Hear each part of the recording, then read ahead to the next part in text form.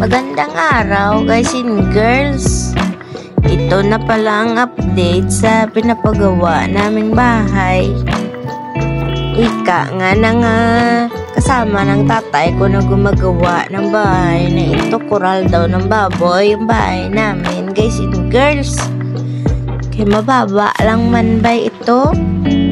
Oh, ito na ang kural ng baboy guys and girls.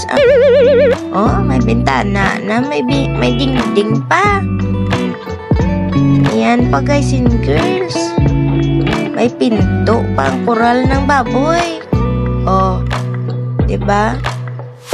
Langkob lang yan ang tawag dito sa amin. Yung dingding niya ba? Minati na kawayan.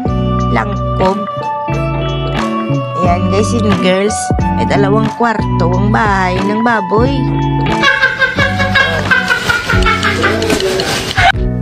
Ayan pala yung pinapagawa na bahay ng kapatid ko mula sa bansa na may gira ngayon Israel.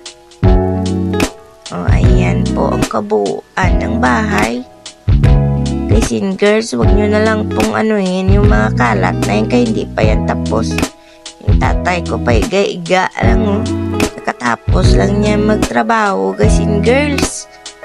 Kaya sila lang naman 2 yung nagtatrabaho yung tatay ko at isang liburer.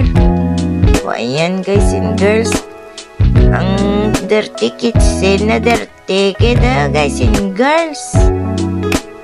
May lababo na kami na hindi butas-butas guys and girls. Ayan lang po, bye bye.